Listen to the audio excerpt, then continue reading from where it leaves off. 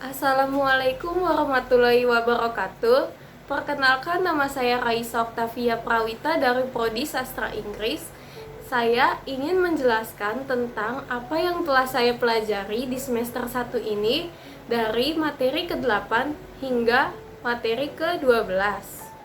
Pada bab ke-1 ini, saya mempelajari tentang beberapa kajian-kajian surat, yaitu yang pertama kajian surat Asy-Syamsi.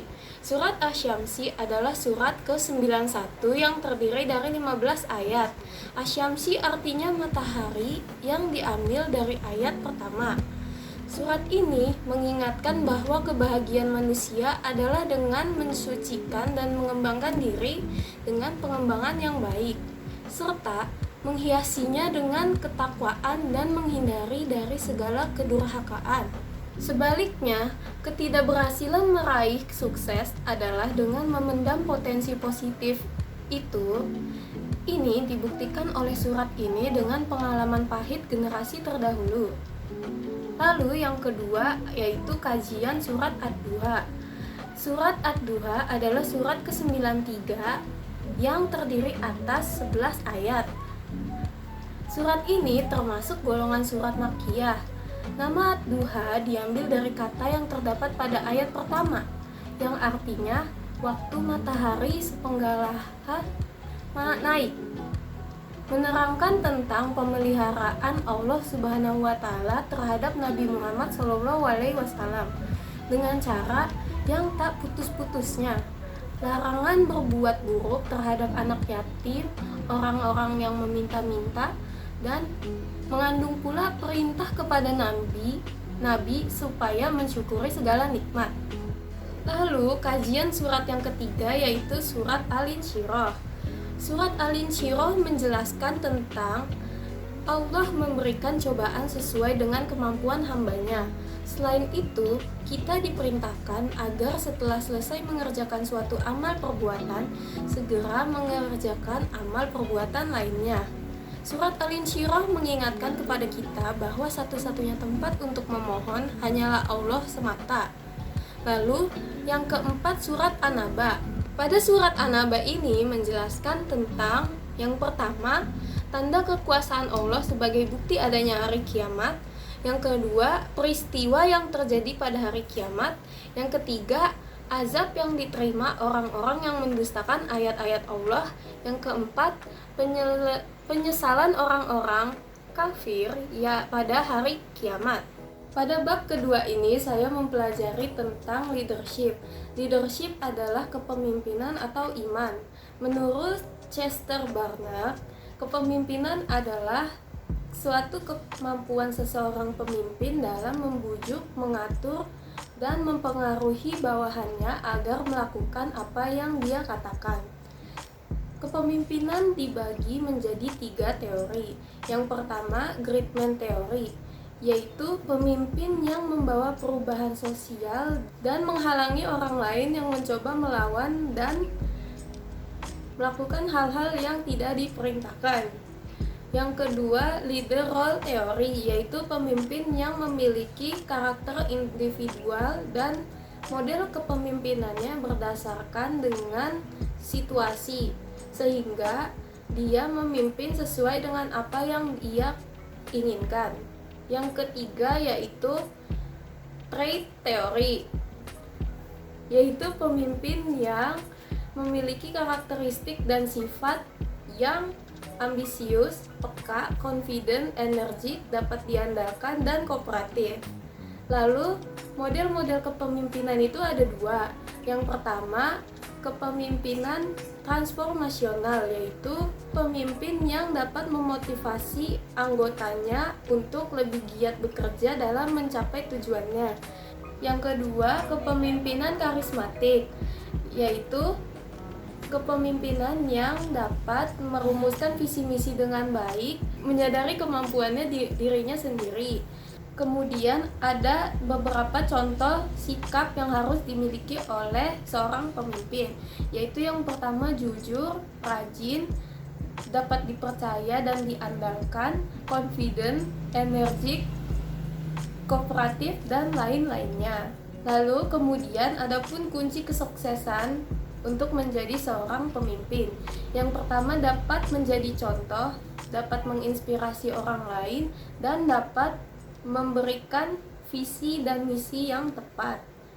Lalu pada bab ini saya juga mempelajari sedikit tentang prophetical leadership atau kepemimpinan profetik. Kepemimpinan profetik adalah nilai-nilai kepemimpinan Nabi Muhammad SAW. Dan pada model kepemimpinan ini, Al-Quran digunakan sebagai dasar akhlakul karimah yang menekankan pada perilaku orang. Pada bab ketiga ini, saya mempelajari tentang prophetical leadership atau kepemimpinan profetik. Kepemimpinan profetik ini berasal dari Mekah, yang seperti saya jelaskan pada bab sebelumnya.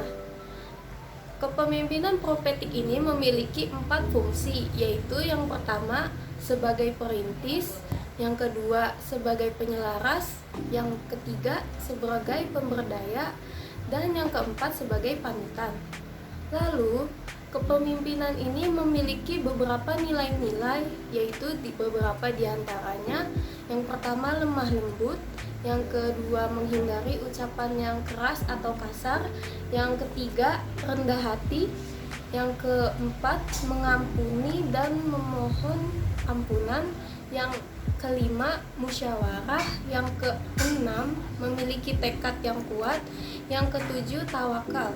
Kemudian, perkembangan model kepemimpinan ini berawal dari diri sendiri, yaitu keluarga, lalu masyarakat, dan yang terakhir itu bangsa dan negara, seperti yang dilakukan oleh Nabi Muhammad SAW. Jika dalam memimpin sebuah organisasi misalnya, dan kita menggunakan model kepemimpinan profetik, maka kita akan mendapatkan unsur-unsur kekuatan antara lain. Yang pertama, ilmunya alim ulama. Yang kedua, keadilan kepemimpinan. Yang ketiga, tidak mudahnya terpecah belah. Dan yang keempat, dermawan. Lalu, pada bab ini saya juga mempelajari tentang haji mabrur. Haji mabrur adalah haji yang diterima dan diikhlaskan oleh Allah Subhanahu wa taala, dan karena ibadah haji ini sudah dilakukan dengan baik dan benar. Lalu adapun komponen-komponen haji mabrur, yaitu yang pertama, dosa-dosa terhapuskan. Yang kedua, melaksanakan amal ibadah unggulan. Yang ketiga, berjihad fi sabilillah. Yang keempat, kelompok tamu Allah. Yang kelima, dianugerahi senjata doa. Yang keenam, meraih pertolongan Allah. Yang ketujuh, dibanggakan Allah. Dan yang terakhir, ahli surga. Lalu, bagaimana caranya agar kita bisa meraih haji mabrur? Yang pertama yaitu niatkan haji sebagai bentuk ketaatan dan untuk memenuhi rukun Islam yang kelima. Yang kedua, kuasai bacaan doa dan tahapan-tahapan haji. Yang ketiga, fokus dalam melakukan rukun dan wajib haji secara khusyuk. Lalu, pada bab keempat ini, saya mempelajari tentang istidraj. Istidraj adalah suatu hukuman yang diberikan sedikit demi sedikit atau tidak secara langsung.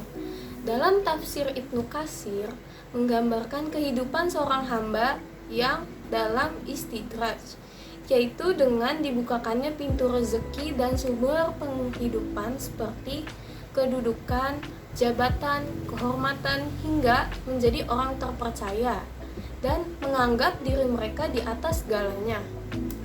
Beberapa contoh istidraj dalam kehidupan sehari-hari yaitu harta melimpah namun sebenarnya tidak pernah bersedekah, dikagumi namun akhlaknya buruk, jarang sakit namun dosanya banyak, karir terus menanjak namun banyak hak orang lain yang terabaikan.